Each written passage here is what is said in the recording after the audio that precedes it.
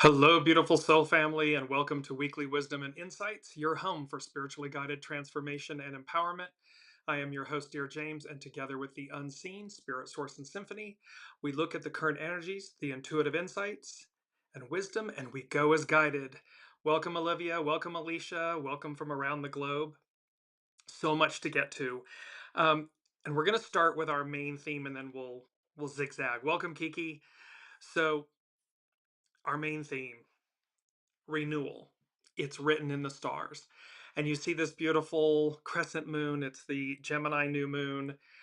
You have this guiding star and all of the stars, just this beautiful image of the cypresses jutting up out of in the frame and everything, but it's renewal. It's written in the stars. And you may ask, well, why renewal? Well, even astrologer Susan Miller from astrologyzone.com is speaking to the fact that this is the official start of 2025. Welcome, Elizabeth. And why? Because when we began the year, when we ended 2024 and we began 2025, all of the personal planets, Mercury, Mars, Venus, and so forth, they were all going retrograde, one right after the other. And it's been pretty tumultuous and rough. And we just cleared literally all of those the interpersonal planets. We have cleared their shadow phase, the post shadow phase. And so with this Gemini new moon, it is like this official start of 2025 and this sense of renewal. So I'm just bringing it up again. Renewal. It's written in the stars. We've waited for this time. And also remember, too, Neptune's moved into Aries. Saturn has moved into Aries. Pluto is in Aquarius. All of the outer planets that take years to move signs, to change signs, are changing this year. Yes, some of them will retrograde, but by early 2026, they're all officially in their new signs. So, welcome, Sue. So, this is really an exciting turn, a change, a changing of the guard, a turning of the page. So, let's get to it. So, main energies. We're working with nourished while waiting, patience. Lord knows we have had patience. So, nourished while waiting, this critical mass adjust, small restraint, surrender. We're going to work with hexagram 24, return, go back.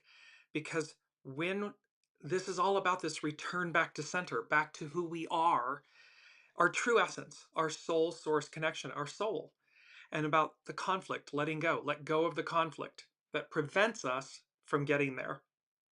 So now let's take a look at the astrological chart for this Gemini new moon. And as you all know, I read the astrology charts intuitively. I look at the dynamics in the center circle. And this, again, reinforced from last week, our umbrella effect. It's literally, if any of you, you have a garden umbrella and it's an offset umbrella, you have the big base at the bottom, the pole goes up, and then the umbrella extends out over, shading your seating area and everything. It's giving you, protection, comfort. It allows you to sit with the sun out, but a cool breeze. That's what this Gemini new moon feels like. Note that we have these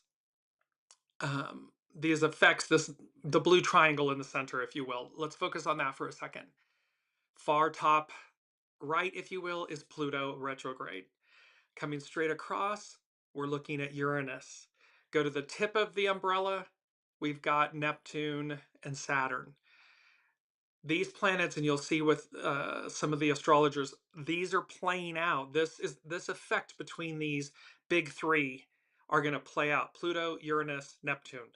They're going to be playing out over the course of the months in a positive way. These are blue lines which denote trines and sextiles and so forth. So harmonious aspects, mega outer planets playing together, working together for us. And then what I love too about this is, the pole that is holding this up, that is giving it, at the base of the pole is Mars in Leo. It is trining Venus, the ascendant, lot of fortune. So the ascendant, lot of fortune, Venus. And remember, we had this beautiful image some shows ago, Venus, Venus, Venus. So here's the divine feminine leading the way, working in this harmonious um, aspect, this harmonious trine with the ascendant, with the lot of fortune, and with the divine masculine, Mars, at its base. So here's the astrological influences, and I just thought this was so fascinating. So, yes, we had Saturn in Aries, Mercury entered Gemini, which is where Jupiter is right now. And then of course, it's the new moon in Gemini. So the sun and the moon are also in Gemini. And then coming up, we have the Sun Mercury cazimi. And remember, a cazimi is where the planet Mercury, in this instance, Mercury, is in the heart of the sun. So it burns away all of the old layers. It's like being in the forge. So, and Mercury is how we communicate, it's our thoughts, our words, communications, mechanics, things that are celluloid film, things of this nature. So that all gets refreshed. It's like the phoenix, and you'll see how that plays in a minute. And we also have a very important CHIRON-ERIS. So Chiron, the wounded healer, Eris, the goddess of discord. They're conjunct. It's going to be the first of 3 times. This number 3 influence is going to be big. Threes.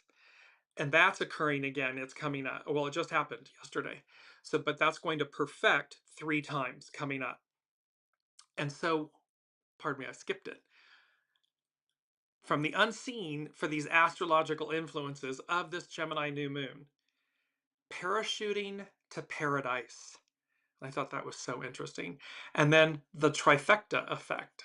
Well, parachuting to paradise, parachute, to float down safely through the air from a great height, to be brought in suddenly to help an organization or a situation.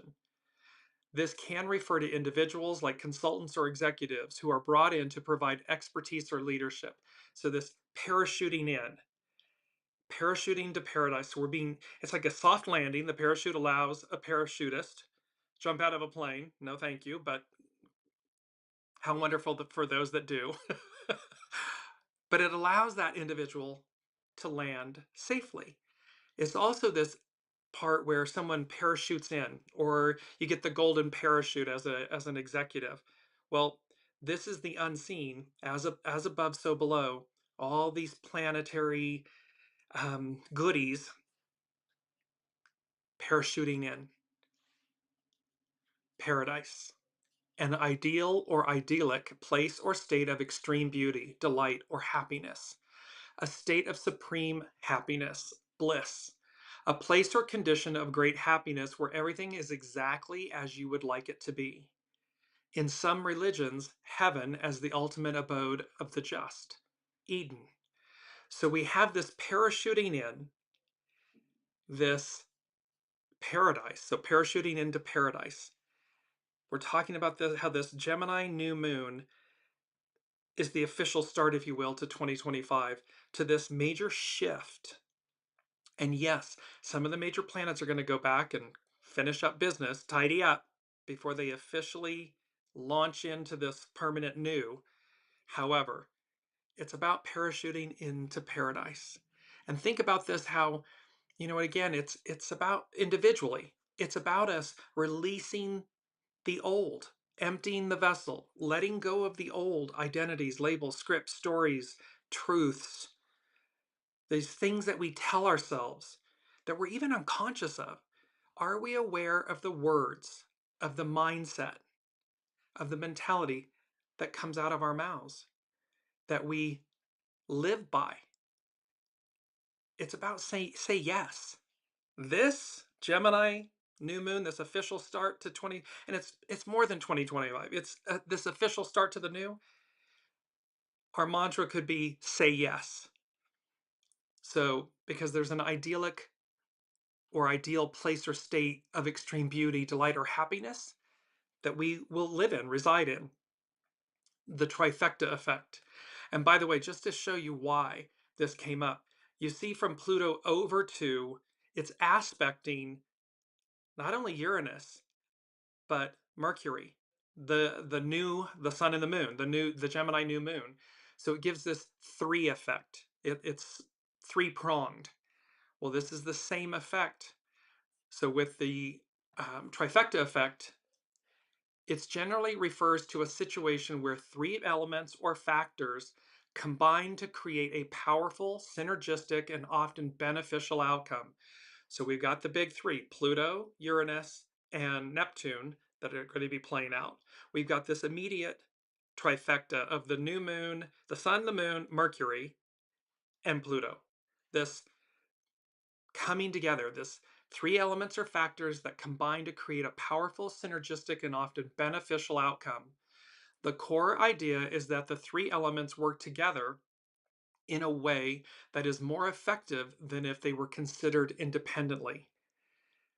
All of this is conspiring, the unseen, these celestial heavens and bodies and everything are conspiring to work together, to collaborate and work together on humanity's behalf, on our behalf. And we have from last week the umbrella effect, and it still looks like a wonderful umbrella. And that had to do with Saturn entering Aries. And the umbrella effect, in essence, refers to a phenomenon where a dominant force, entity, or principle creates a protective and supportive environment that extends benefits to others. This is the unseen wanting for us, protecting us, shielding us. It's the umbrella, shielding us to create a protective and supportive environment that extends benefits to others, to all. It's what's on tap. It's what's on offer. I just want to go through before we dive into all of the meat of it, so to speak, and just run through our mantra. It's time to break free. It's number one from the unseen. It's the song by Queen. The lyrics to the song is, I want to break free. What the unseen said was, it's time to break free. So I'll post the song in the Facebook thread of on the Dearjames Facebook page. It's just when you hear the lyrics, it's time to break free. That's what they're talking about. Here again, the crescent moon. And this is a beautiful image. Astrology by Lauren is using it. And it is a beautiful image that is called Spring Scattering Stars by Edwin Blashfield. So our mantra is, it's time to break free. And there's a reason, because where we may have felt stuck or obstacles and let's face it, if we're watching the world news and everything, pardon me, it just looks like everything's going to hell in a handbag fast. Well, however, we've been talking about for some time in the weekly wisdom and insights, this journey that the old has to collapse. It has to end. It crumbles under its own weight. But from the ashes, the phoenix, from the ashes, the new is born. In the ending is the beginning, and the beginning is the end.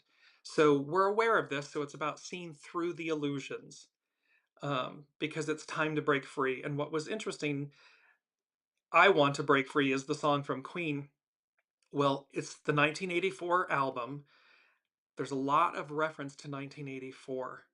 And the book 1984 about the future, this dystopian future and so forth. Well, the album is called The Works.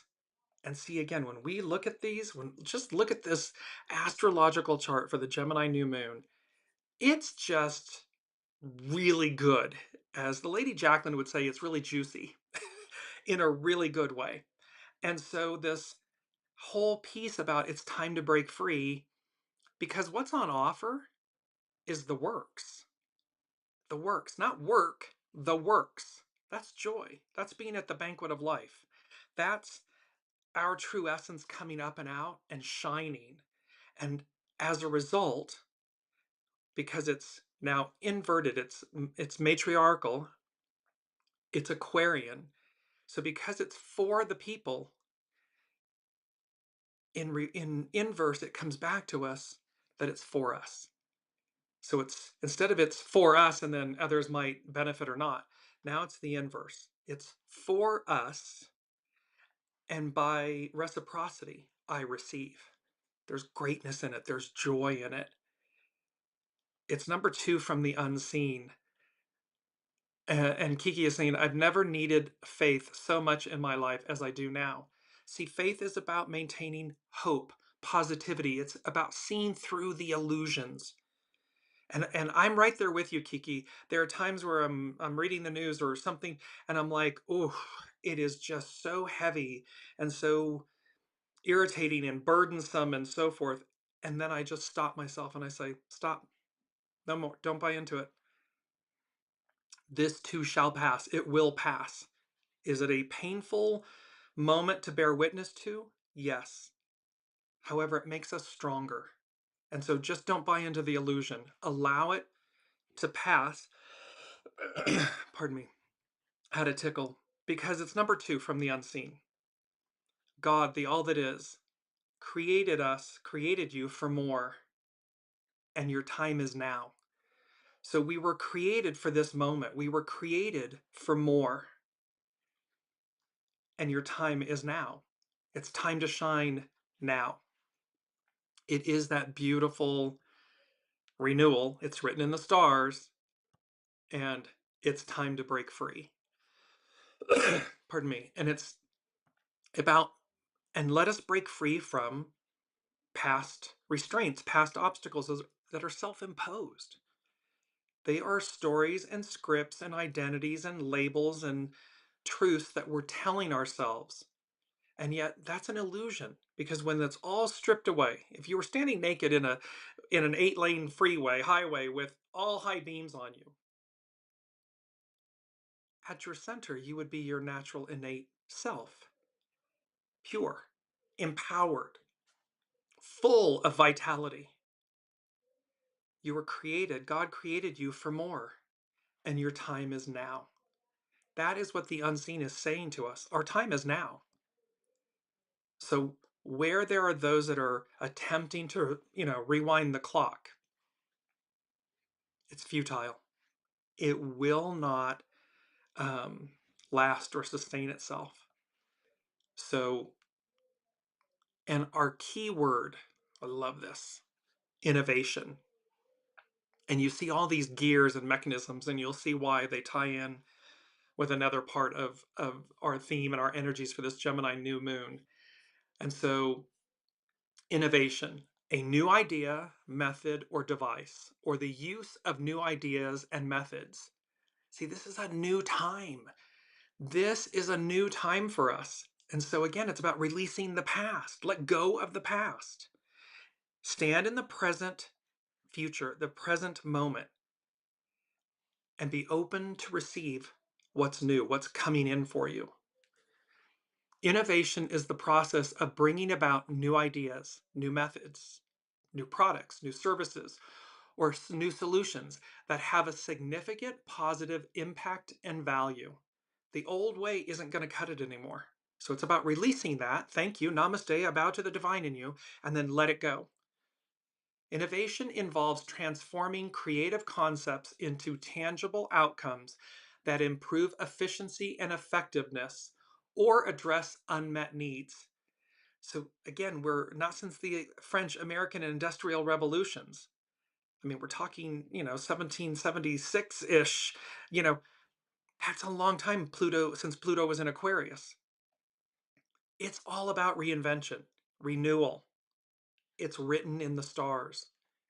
And how it's about tangible. It's something we can literally feel, see, touch, smell, it put into practice.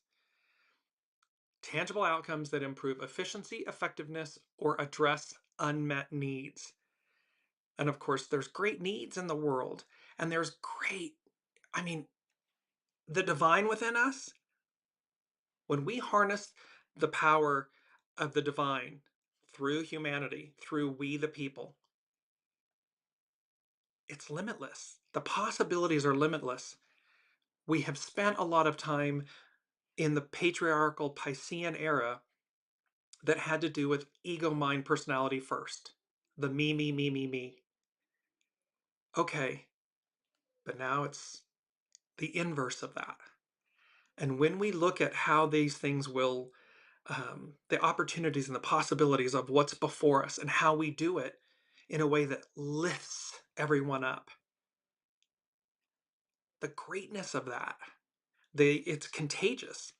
The excitement of it, the courage of it, the fortitude of it, it's contagious. and that ripples out, and that ripple comes back, and it just keeps going. So at its core, innovation at its core involves challenging the status quo. See, we're challenging the status quo. We're letting go of the past.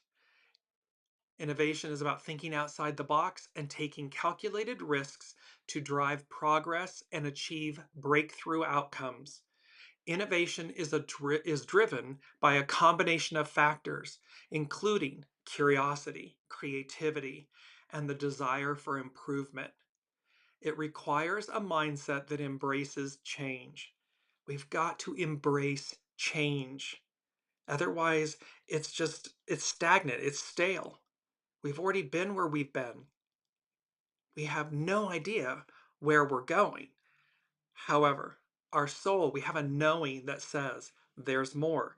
You were created. God created you for more, and your time is now. It's time to break free. It's about the works. Sue is saying, yes, break free makes sense because the agency that I'm housed by and the chosen clients keep a toxic, hostile energy, and I'm unable to fix it. So it's necessary. I move, I get out. Well, see, it's not about fixing others. It's about recognizing where am I? See, we're never lost. We're always somewhere. And so you ask the unseen. You ask your soul, where am I? You'll get an answer. And then it's what we do with that answer that matters.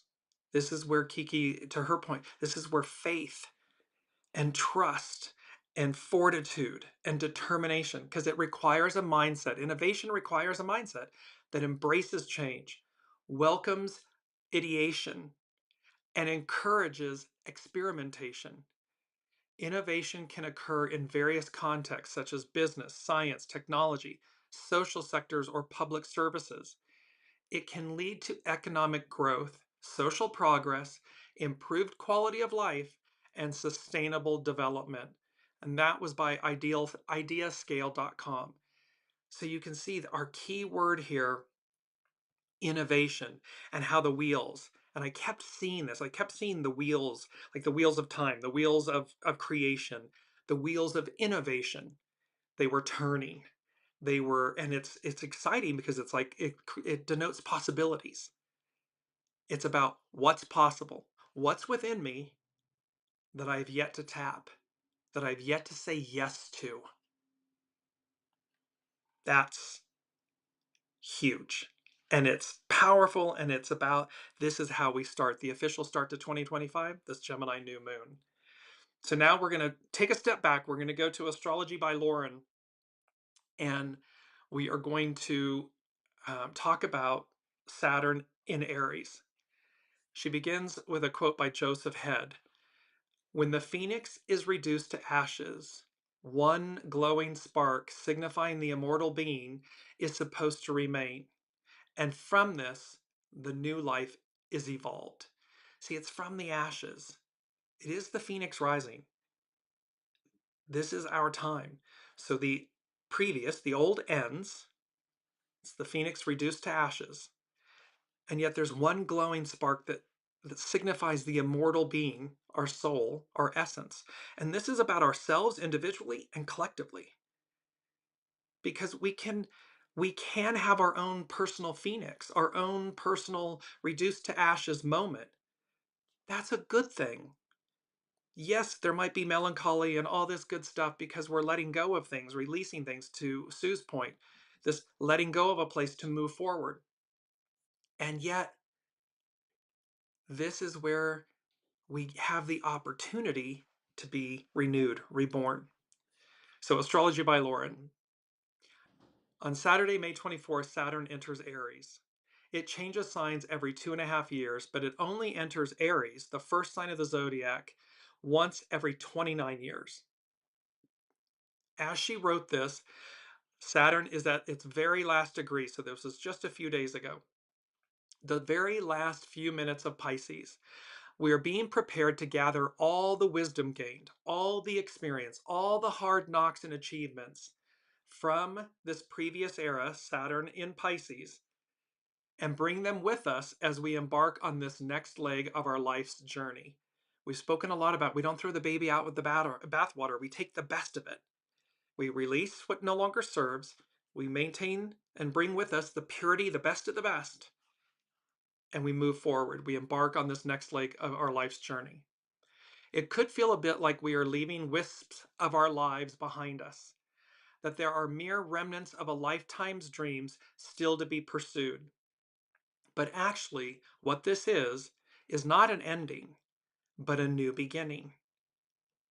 A new journey with new expectations, new potentials, and different aspirations. As Saturn enters Aries, we are about to establish a new normal. Neptune entering Aries at the end of March was like putting an unrestrained filter on Aries stuff. We can do anything. There are no limits, no boundaries, no consequences. We can reach for the stars. Renewal, it's written in the stars. Then Saturn comes along with lifetimes of 29-year cycles, accumulated wisdom, and merely says, not quite. However, this time they're co-presenting. Saturn will walk with Neptune, which means they are going to be influenced. And remember, it was that regenerative humbling. So there's an aspect about this time around that for me intuitively, not as an astrologer, but as an intuitive that says this time's different. So here, Astrology by Lauren, she continues, it could feel like cognitive dissonance. A part of us assumes that things will always be as they have in the past, that you and your life will never change. We do this as we get older. In your head, you are perpetually young, but your life, your body, your environment, your relationships, the mirror, all those aches and pains tell another story. And yet there's a renewal about this that says, yes, but you know, my grandmother used to say, you're only as old as you think you are, as you believe you are. And there's a power and a truth in that. You might be 100 and yet be childlike, have the vitality and the joy of a newborn. The age, yes, it's a number. It's the number of rings around the trunk of the tree, if you will. However, it's our mindset that also matters greatly. As Saturn joins Neptune in the sign of Aries this week, we are being asked to find some way to adjust to whatever the new normal is that is emerging out of the ashes of the life that was. Because we are changing. The world is changing. It's advancing. It looks like it's going backwards, but it's not. It's futile. But we are also being asked to do so without losing sight of the things that matter and make your life meaningful. This is that part, Kiki, see through the illusion. Because we are being asked to do so without losing sight of the things that truly matter, that are truly meaningful. See through the illusion. This is not about sacrificing your ideals. The ideals are the spark out of which the new life will evolve. This isn't about giving up on ourselves. It's about quadrupling down on that spark, that inner knowing, that inner light. And all we have to do in any moment is just shift our energy, shift our mindset. What are we thinking? What are we focusing on? What are we looking at? What are we or who are we engaging with? And be willing to change, embrace change. When planets enter a new sign, they begin to channel that energy through their own lens. Aries is a sign of raw, primal energy, heralding a rebirth, a renewal. From where we are standing, that rebirth may be so new that we don't fully even know what that is yet. And Saturn, which really does not like things to change, will probably bring up a lot of resistance, fear, and avoidance. Trying to channel Aries through Saturn is like fighting a fire with the fuel to feed it. But rather than rejecting or trying to squelch the fire, what we are being tasked to do is channel that fire and passion and raw energy in a constructive way. Listen. Listen to your soul source connection. Ask the unseen for guidance in any situation.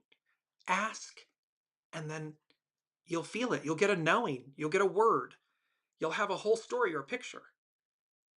And then go as guided.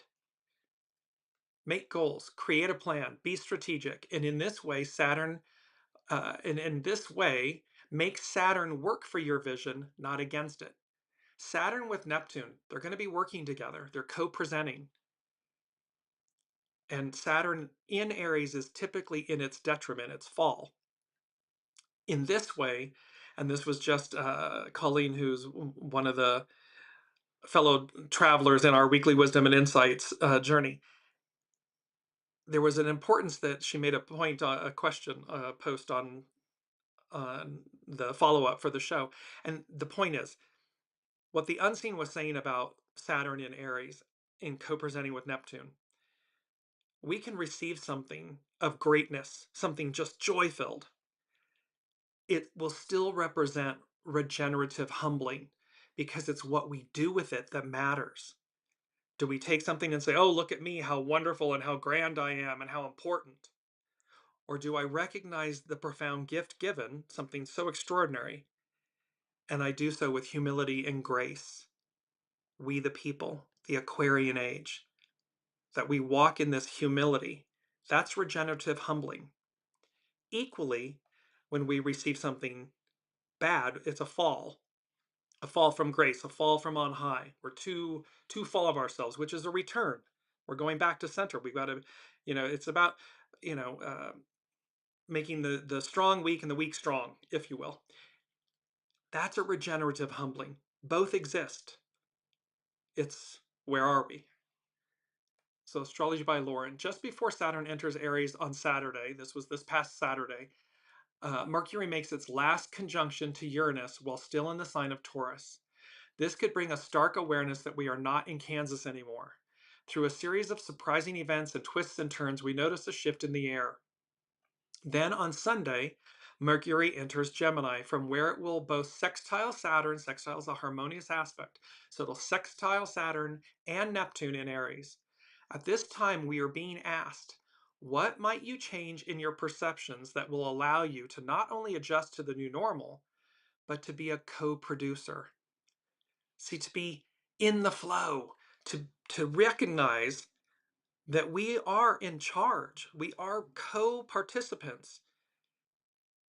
We allow our soul to lead, allow the soul to sit in the driver's seat, our soul source connection. Allow the ego, mind, personality, human to sit in the sidecar. Allow it to be in service to the soul. That is a beautiful ride, and it's expansive. In July, Saturn and Neptune, and so in July of 2025, Saturn and Neptune will make their retrograde stations and will briefly return to Pisces later this year. They do so for some unfinished business, some final tidying up. But in the meantime, we are being given this glimpse into a future that is yet to be.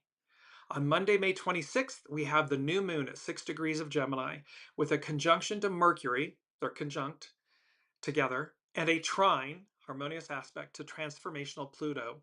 We can use the new moon to gain fresh awareness and perspective. Saturn entering the first degree of Aries in the first sign of the zodiac is about new beginnings, as is the new moon, the Gemini new moon, which can assist us through this process.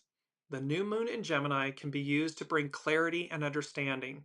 It's about taking that beat, taking that pause to gain wisdom, clarity, truth. Not a truth, not to Sue's point where we're talking about how I'm unable to fix them. We don't need to fix others. We only need to tend to ourselves. Know what's right for us and go as guided. Go forth and conquer. So the new moon in Gemini can be used to bring clarity and understanding. Gemini is an inquisitive sign, anxious to discover what may be waiting for us on the other side. Saturn entering Aries can bring a little resistance to change, a longing for the things we are accustomed to and always assumed would be there. And this reminds me, it's like when you move to a new location or a new place or you begin something new. There's always kind of a little bit of a longing, a melancholiness for what was, where you had been.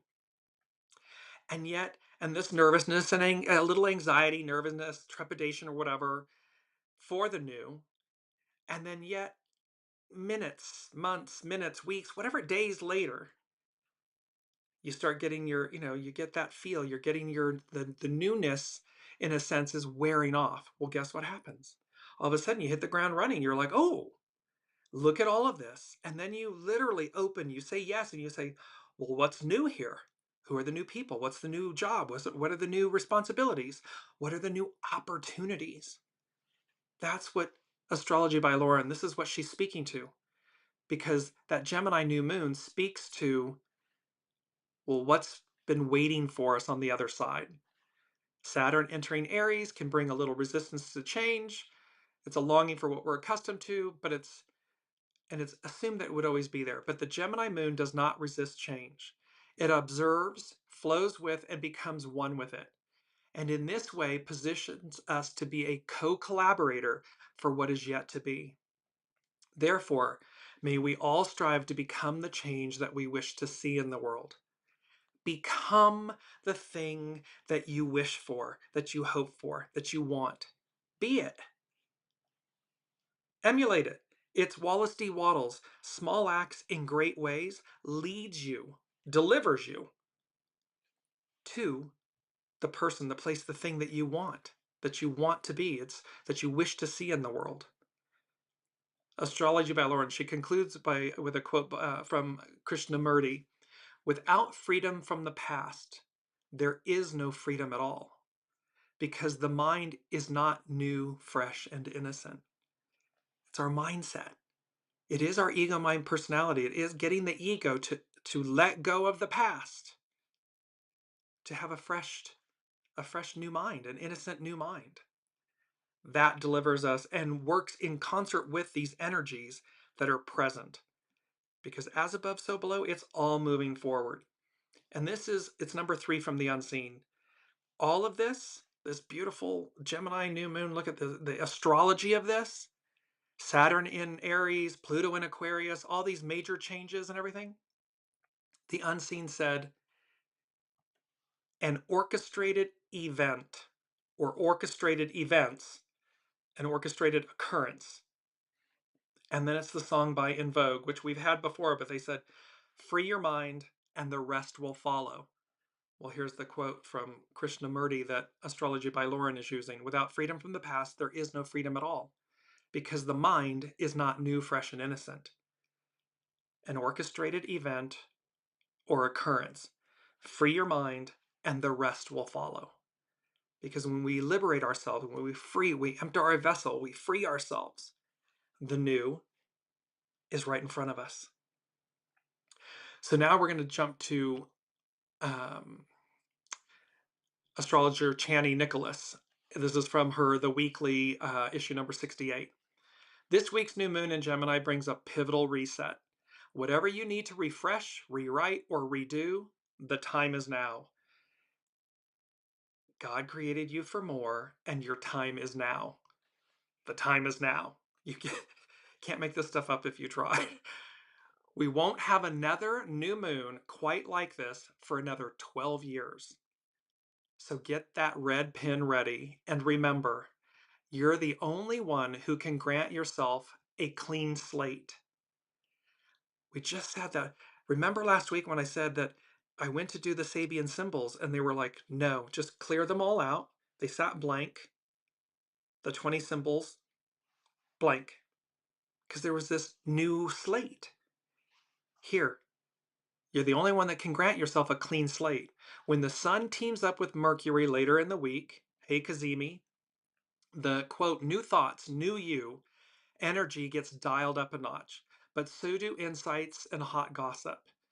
So be careful about, don't participate in gossip. Let it walk on by.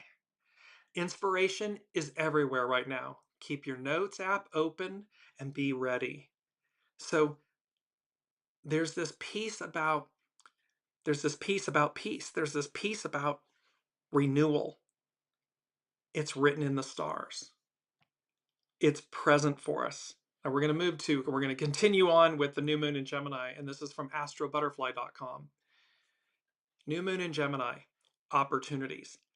This is about renewal, which is about opportunities. Say yes. Use discernment. However, say yes.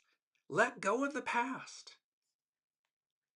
astrobutterfly.com. On May 27th, 2025, we have a new moon at 6 degrees Gemini. Remember, 6, conflict, let go. So hexagram 6 is about letting go of the conflict, the resistance, the obstructions, the obstacles. These stories, scripts, labels, identities, let them go. It's at 6, the new moon's at 6 degrees Gemini. This is one of the most auspicious new moons of the year. It is conjunct together with its ruler, Mercury. It's trine Pluto. Trine is a harmonious aspect. It's trine Pluto in Aquarius, and sextile, another harmonious aspect, Neptune and Saturn in Aries. The new moon in Gemini has opportunities written all over it. A new lunar cycle also means we are saying goodbye to the previous lunar cycle in Taurus, which was tense, to say the least. The new moon in Gemini will feel like a breath of fresh air, as if a heaviness has been lifted. Two interesting things about this new moon in Gemini. First, it's conjunct its own ruler, Mercury, which makes it extra potent and extra Gemini.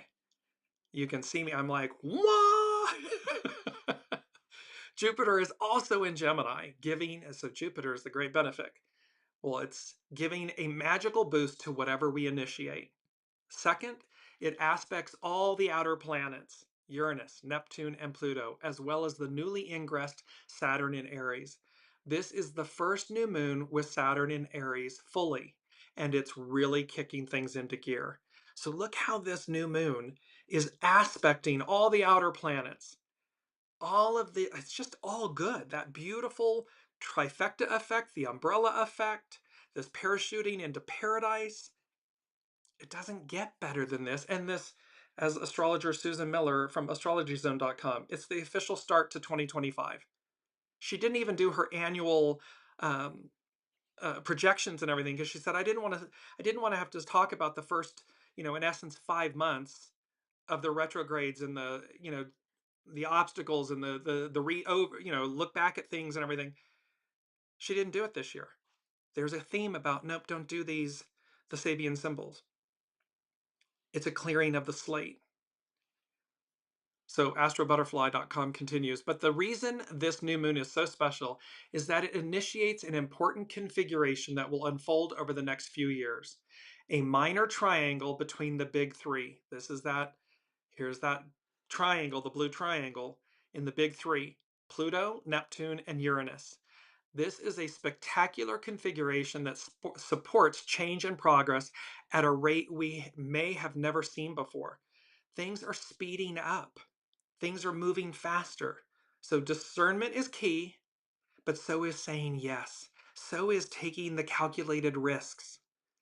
So is showing up because you were created for more and it's your time now.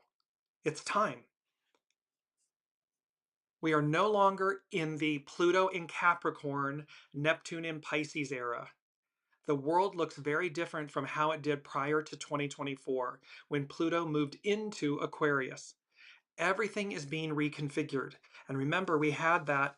It was number 5 from last week's show, a cosmic geometric recalibration of reality. Hang on, it's going to get interesting. So this is here astrobutterfly.com is talking about the world looks very different and everything is being reconfigured. From alliances to systems of power and influence, innovation and AI are changing the rules, but also opening new doors and possibilities. We are entering a completely new world where we have the chance to become active participants. We have always been co-creators. We are the guest, the host, the master weaver, the all that is, and how we work in tandem, in concert with, to co-create, to collaborate, to co-present. And Gemini will play a very important role in this new scenario. Jupiter has been turning Gemini into a prime venue for growth, paving the way for Uranus, which enters the sign in July of 2025, to really accelerate innovation and change. Uranus, the higher mind. Expect the unexpected. It's rapid movement, unexpected change. This shift from Earth to air, so Capricorn to Aquarius, Taurus to Gemini, means we are becoming less focused on earthy, tangible concerns like material accumulation or survival, and more attuned to how we connect with others and how we express ourselves. See, and it's air over water. We had that many shows ago, this air over water and the living waters, air, the fluidity of moving fast, quickly, in being in the flow. Success and happiness will no longer be measured by the size of our bank account or the stability of our assets, but by our social connections, how much we stay active, and how we contribute to this new world to make it a better place. Saturn and Neptune in Aries. See, they're co presenting Saturn and Neptune in Aries. How do we do this in a Gemini way? We expand our horizons. We learn new things. We stay curious and open. Gemini is our interface with the world. It's where we take in bits of information, bits of inspiration, and from there build something new. Chances are that most opportunities in our lives, even if you didn't recognize it at the time, have come to you through some sort of Gemini activity. The Sabian symbol of this new moon is a well with bucket and rope under the shade of majestic trees. The Sabian symbol speaks of quiet abundance and support, the umbrella effect, the trifecta effect, this parachuting into paradise, this a well with bucket and rope, because it's the living waters. You have to lower your bucket down into the well and then pull it back up. So it means there are works involved. But what we're doing is bringing it up to make it useful. So the Sabian symbol speaks of quiet abundance and support. The universe is providing us with what we need. All we have to do is reach out and draw from it. At the new moon in Gemini, pay attention to whatever emerges, however subtle or ordinary it may seem, because it might just be the spark that sets your next big idea in motion. This is this beautiful opportunity to excel, to return. And so let us go to hexagram 24, return, go back. This is from Carrie Hone at cafeosoul.com. Its hidden influence is the divine feminine, the receptive, yield. Yield to the moment. That is the receptive, the divine feminine is the gentle mare. She's guided, she just goes, she knows where to go. And its underlining cause is coming to meet, encounter. We're coming to meet ourselves, our soul self, our higher octave self. We're returning to it because we've gone so far out. It's like taffy or some, like a rubber band just being stretched. We've gone so far out and away from it. And we are seeing the very shadow aspects, the very worst of the worst of it. When we get that far away from the light, from our center, we see the worst of it. It brings us to our first quote, which is, Progress is often marked by a slow return to original sincerity. And I love this image of the inside of a seashell, the spiraling scope, because of course ascension it's a spiral effect. It's cyclical, if you will, but it's ever ascending. You're either ascending or descending. So progress is often marked by a slow return to original sincerity. Sometimes we need to stop and go back. Go back means go back to your soul. Go back to your soul source connection, your center. This can arise when we have taken an improper course or the wrong path and need to return to where we started. As a society, 8 billion souls on the planet, we're seeing about an improper course or the wrong path because we've gotten so far away from center. Other times we can get so far away from who we really are that return is necessary to reconnect with the core part of us that has remained unchanged over time. That part of us that has remained unchanged over time, that's our soul source connection, our true north. It knows. It never leads us astray. Ego, mind, personality, human, beg, barter, steal, negotiate, lie, you name it. The soul sits at true north at 12 o'clock, high noon. It stays there, unwavering, undeterred, patiently waiting. However, things are changing. It's accelerating.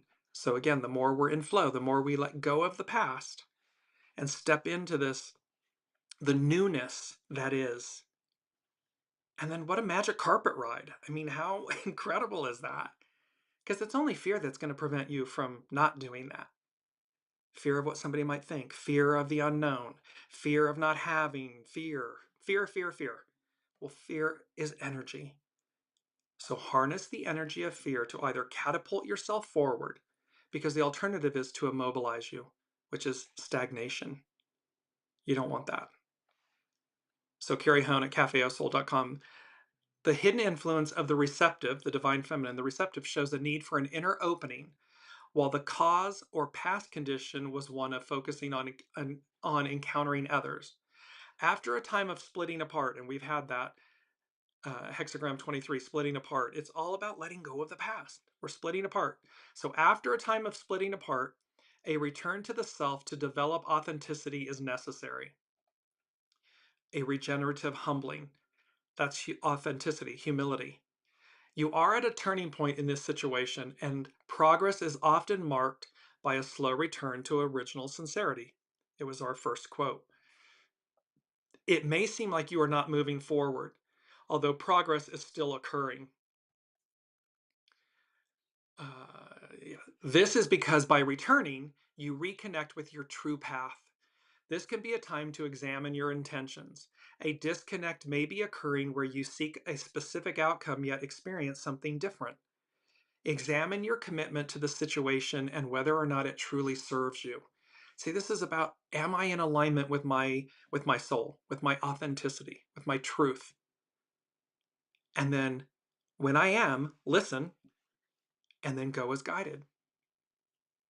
Because it's about examine your commitment to the situation and whether or not it truly serves you. There is a need to align intention and commitment with the truth of what you are truly capable of achieving. God created you for more, and your time is now.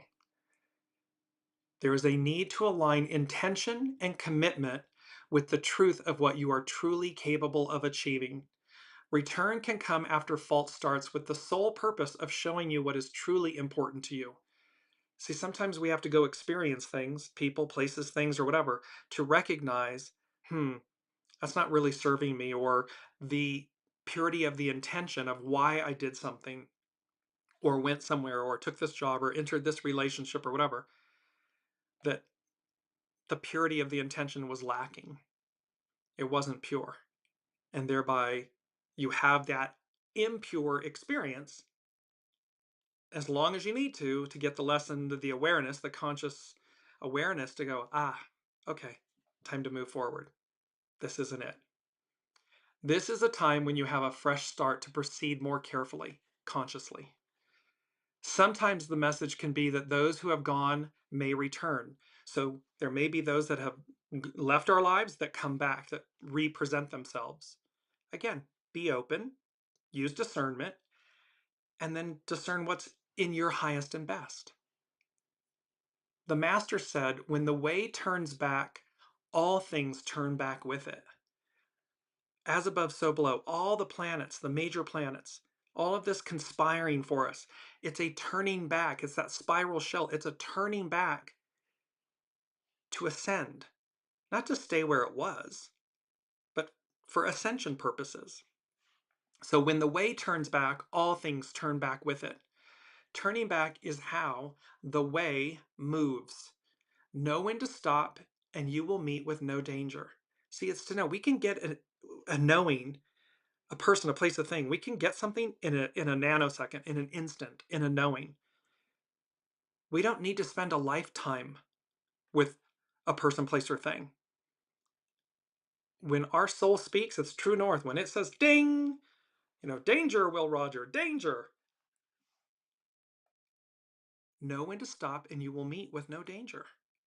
It's to know, but you have to override, because what happens? The ego mind personality comes in and says, "Oh, no, I can, I know, but I really want this, or I can put up with this." Or the ego mind personality, the human, negotiates, barters, tries to tell you differently. And there's your soul source connection, your soul true north going, hi, hello, this is we can get that in a nanosecond and walk on by. So, in conclusion, with Carrie Hone hexagram 24 return at cafeosol.com, thunder within the earth, the image of a turning point. We are at a turning point. The arousing thunder stirs the receptive earth and represents the receptive earth, Mother Earth, the maternal in us, the matriarchal internal, the divine feminine in us. So the arousing thunder stirs the receptive earth and represents a turning point or a time for return. There may be a homecoming or a return to a past situation. Sometimes returning is about simply returning to the core of who we are, who you are. And it brings us to our second quote, which is, return shows the stem of character. This beautiful pink roses, it's the stem. Return shows the stem of character. So it shows what we're made of, what our commitment, our determination, our commitment, our will, our receptiveness to listen, to go as guided. Because it is a commitment, it is a way of life to align with the way. So brings me to number 4. And what I heard was ancient machinations. And this is that image. And this is the image. It was the closest one. This, all of these gears and the timepieces, and then you see the little nodules in turquoise that represent the moon, the phases of the moon. It's this ancient machinations.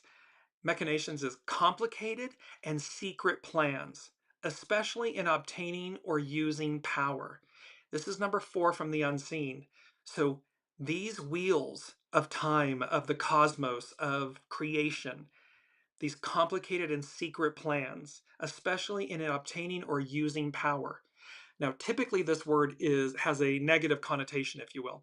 It's the abuse of power. It's being sly and deceptive and so forth. The way the unseen means it in number 4 is that these ancient machinations, these complicated and secret plans, especially in obtaining or using power, they're turning, they're shifting, they're ascending, they're moving upward. We're going back to return, we're going back to where we began, an octave higher. It's matriarchal, it's Aquarian, it's we the people. It's our soul source connection leading and driving. That's the force. All else works in concert with and in service to that. And last but not least, it's number 5 from the unseen. And we've got North Point Journal too, so I got to get all of this in. So it was about Rewrite the Stars. And it's a song from The Greatest Showman. It's the 3rd promotional song before the movie was released. The song is an aerial duet between 2 of the characters, Philip Carlyle and Anne Wheeler. The 2 are in love, but destiny seems to keep pulling them away from each other. Lyrically, the song takes on the subject of controlling their own fate and not letting the stars, air quotes, the stars, the stories they are destined to live, tell them otherwise. It means, like, again, sometimes it's like, well, what does society say? Or what does the people in our lives say? Or, how are we allowing those stories or our own stories, scripts, identities, masks, labels to tell us how we're destined to live and tell them otherwise? And believing that even though they love each other, no one can write the stars or do the impossible.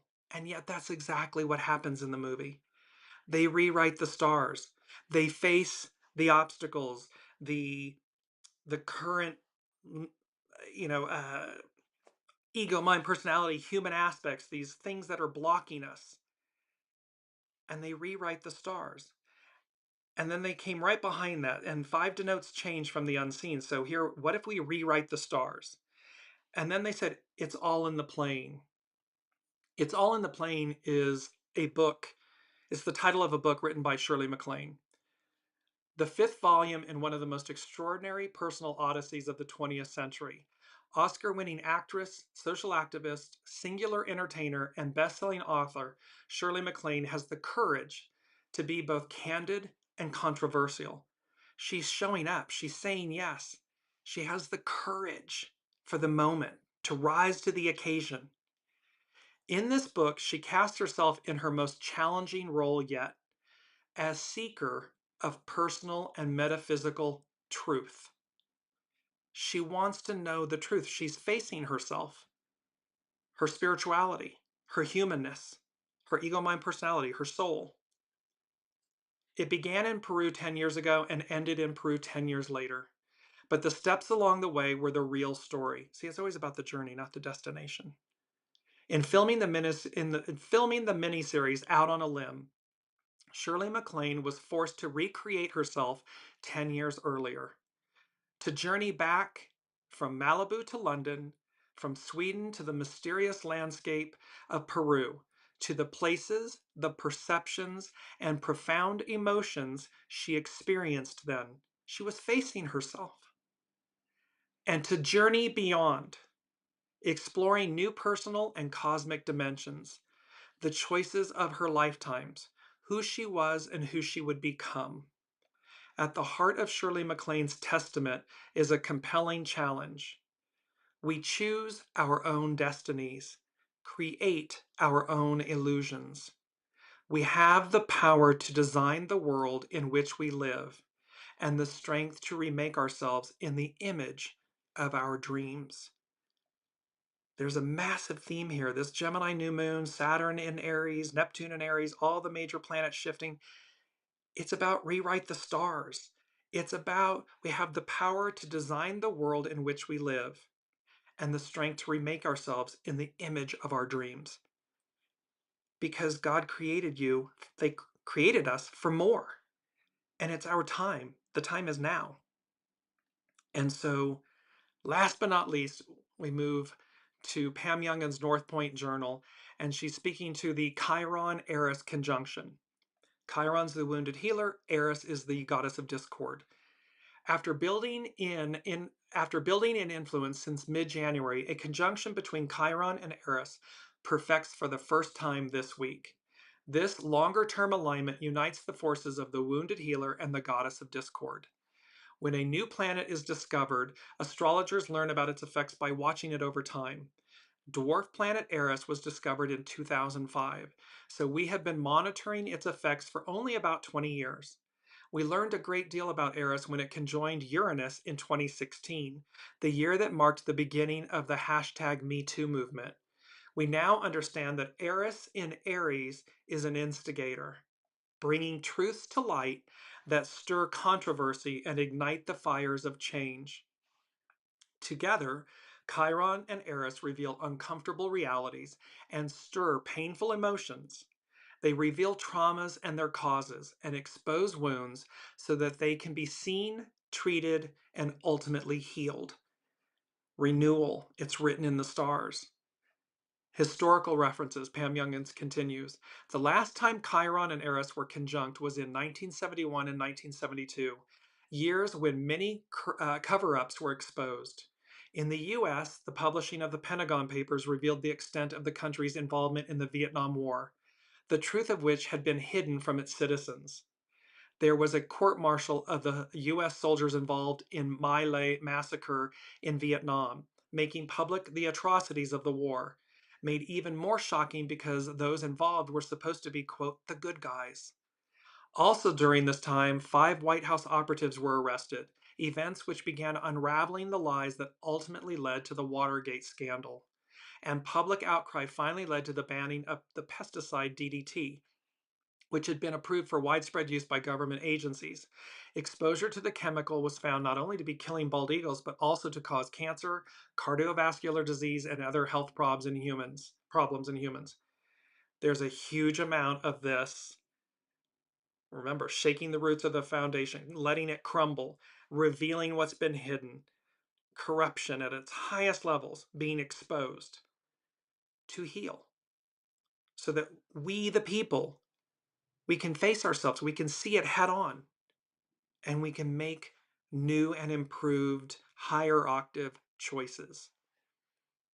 Pam Youngins continues, a healing crisis.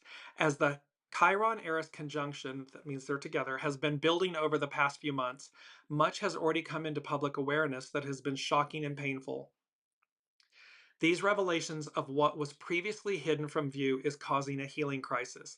Many have felt the coursing of anguish and anger through their veins and heeded a call to take action, each in their own way. At its core, the Chiron-Eris conjunction is compelling us to acknowledge and tend to the wounds caused by the shadow side of Aries. These include egotism, willfulness, arrogance, and inability to cooperate or to let others lead, or to let our soul lead. Competitiveness, a belief that might equals right. Insensitivity, rudeness, and self centeredness. Impatience, impulsiveness, rash or foolhardy actions. Aggressive and bullying behaviors, ruthlessness, and violence.